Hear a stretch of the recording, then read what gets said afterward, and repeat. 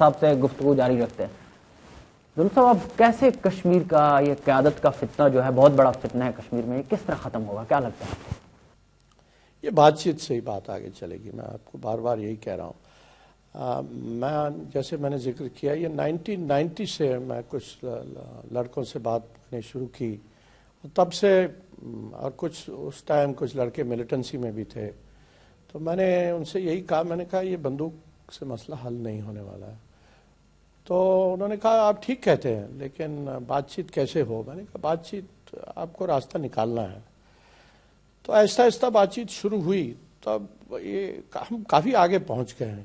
اب یہ ہے کہ کسی کو ہمت دکھانی ہے، کچھ لیڈرشپ ہے جو کہ آگے چلے، آگے چلنا ضروری ہے۔ ہم پھنس جاتے ہیں۔ اتنی ساری تنظیمیں ہیں کشمیر میں، کہا جاتا ہے کچھ کو ہندوستان پال رہا ہے، کچھ کو پاکستان پال رہا ہے، تو اتنی ساری تنظیمیں یہ کس طرح پیدا ہو گئی وہاں پہ؟ اب یہ چھوڑیے کون پال رہا ہے کون نہیں پال رہا ہے، اس میں ہم چلے جائیں گے تو بڑا مشکل ہوگا، پھر تو میں شروع ہو جائے گی۔ ویسے کتنی تنظیمیں آپ کو لگتا ہے جن کی وہاں پہ کچھ سٹینڈنگ ہے، یا آپ کی نظروں میں جو ہیں، جو گراؤنڈ پہ جن کا کوئی حق بنتا ہے بات چیت کرنے کا، تو ایسے کتنے لوگ وہاں پہ ہیں؟ کیونکہ آپ کے پاس تو گنے چنے لوگ ہوں گے سارے ہی، کیونکہ آپ ہمیشہ ہر ایک آپ سے ملتا رہا ہے۔ میں آپ سے یہی بات کہنا چاہ رہا تھا کہ اگر ہم کشمیری لیڈروں کو گنیں تو سارے کشمیر میں 8-10 ہی ہیں۔ تو جیسے میں نے کہا کہ اگر یہاں راؤنڈ ٹیبل میں نہیں آ سکتے تو اپنا راؤنڈ ٹیبل کریں سری نگر میں۔ تو انہیں ایسے راؤنڈ ٹیبل کرنے کی اجازت دی جائے گی آپ کو لگتا ہے کہ؟ اس کے لیے کیا اجازت چاہیے؟ اگر مفتی صاحب اور ڈاکٹر فاروق بیٹھ کے بات کرنا چاہیں تو ان کو کیا دلی کی اجازت چاہیے کیا؟ ظلم صاحب، حریت کانفرنس نے ایک زمانے میں الیکشن کا بائیکاٹ کیا، اس کے بعد انہوں نے ایک الیکشن کمیشن اپنا اناؤنس کیا، کہا کہ ہم قیادت کے لیے اگر الیکشن یہاں پہ لیڈرشپ کے لیے طے کرنا ہے تو ہم اپنے الیکشن کمیشن کے تحت الیکشن کرا کے ایک لیڈر کو یہ کریں گے، تو آپ لوگوں نے ریجیکٹ کر کہ لیڈرشپ کبھی طے نہیں ہوگی۔ حریت کو اب کتنے 13-14 سال ہو گئے شاید بنے، کتنے لیڈر ہوئے کتنے نہیں ہوئے، اور اب بہت سال سے میروائز صاحب ہی اس کے لیڈر ہیں۔ تو یہ لیڈرشپ کا ایشو نہیں ہے۔ اگر آج آپ کشمیر میں کسی کو پوچھے کہ حریت کا لیڈر کون ہے تو سب آپ کو بتائیں گے کہ میروائز صاحب ہی لیڈر ہیں۔ تو لیڈرشپ کا تو گیلانی صاحب کی کوئی بیکنگ ہے وہاں پہ؟ آپ کو لگتا ہے گیلانی صاحب بھی وہاں ہے؟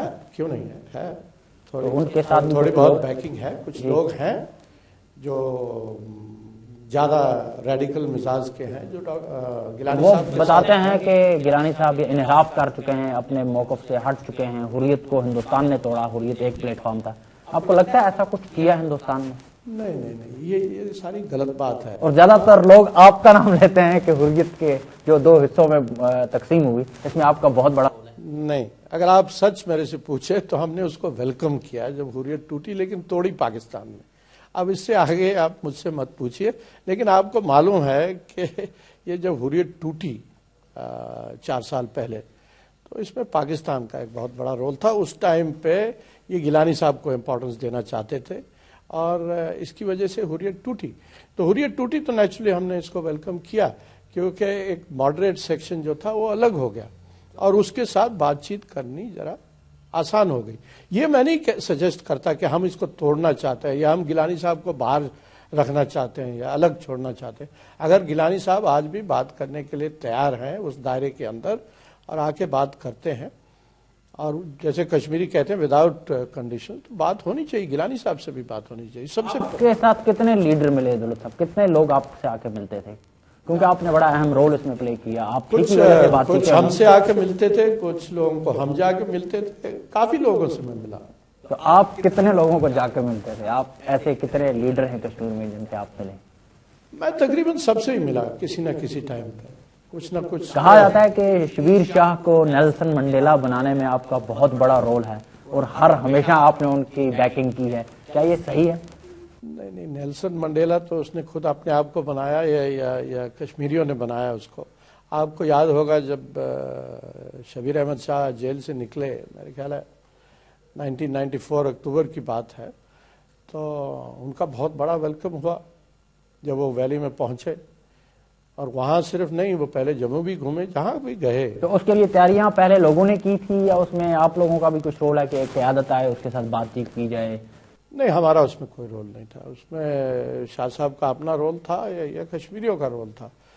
پر جتنا ٹائم شبیر احمد شاہ نے لیا اس سارے اس دور میں، ویسے ہی گریجولی پھر لوگ کچھ ڈسلیوژن ہونے لگے کہ بھئی یہ تو تھوڑا لمبا وہ ہے. تو آپ کے ساتھ ان کی ملاقاتیں ہوتی رہتی تھی اس دوران؟ ہاں، ملاقاتیں ہوتی تھی. تو آپ نے انہیں سمجھانے کی کوشش کی کہ کیا کرنا ہے کیا نہیں کرنا ہے؟ اب ہم کیسے ان کو سمجھائیں گے، وہ تو خود سمجھدار ہیں. لیکن بات چیت ہوتی تھی. بات چیت یہی ہوتی تھی کہ بھئی بات چیت ہونی چاہیے، اس کو آگے لے جانا چاہیے. تو جس میں کوئی تو پھر کیا لگتا ہے آپ کو نہیں چل سکے وہ اس پہ، جس اگر انہوں نے کچھ بات چیت وہ آگے بڑھی نہیں، کیا وجوہات ہوئی کہ فیل ہو گئی؟ وہی وجوہات وہی ہے جو میں آپ سے شروع سے کہہ رہا ہوں، کانفیڈنس کی بات ہے. تو آخر ان کے اندر کانفیڈنس کن چیزوں سے ختم ہوا ہے دولت صاحب؟ کیا لگتا ہے آپ کو سارے کشمیری لیڈروں کے اندر جو آپ فرما رہے ہیں کانفیڈنس ختم ہو چکا ہے، وجوہات کیا ہیں؟ کیا عوامل کا ختم ہو چکا ہے، لیکن کانفیڈنس دکھانے کی ضرورت ہے. وجوہات تو بندوق ہے، سب سے بڑی وجوہات تو بندوق ہے. اس کو ہمیں نہیں بھولنا چاہیے. بہت سارے لوگ مارے بھی گئے. دیکھیے لون صاحب کے ساتھ کیا ہوا. وہ ایک میں سمجھتا ہوں سیپریٹسٹ میں سب سے ایک طرح سے پالیٹیشین وہی تھے. لیکن لون صاحب کا کیا ہوا؟ لون صاحب کو مارا گیا. تو یہ سارے بندوق سے اس سے پہلے مولوی فاروق کو مارا گیا. بہت سارے اور لوگوں کو مارا گیا. تو بندوق سے ڈر رہے ہیں یہ سارے لوگ؟ ہاں، ایک خوف ہے نا.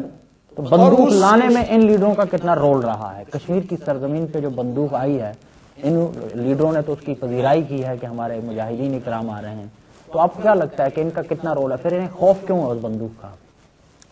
وہ ایسا ہے نا کہ ان بندوق کو لانے میں ان کا کتنا رول تھا مجھے نہیں پورا معلوم. لیکن یہ ضرور ہے کہ جب بندوق آ گئی تو اس کے بعد ان کو سوٹ بھی کیا بندوق نے، کیونکہ ان کی پالیٹکس کئی سال بندوق کے بل پہ ہی چلی ہے. وہ آپ ٹھیک کہتے ہیں.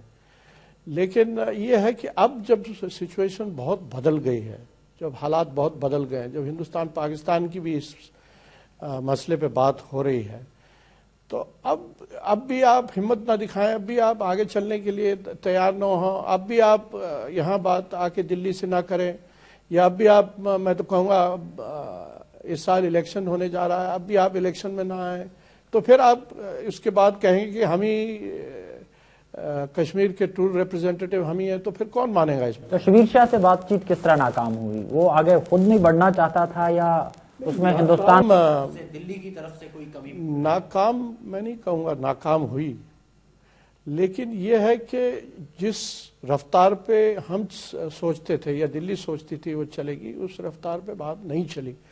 پھر شاہ صاحب نے حریت جوائن کر لیا، پھر اور باتیں ہوئیں، اب پھر حریت سے نکل آئے، اب شاہ صاحب پھر حریت میں چلے گئے.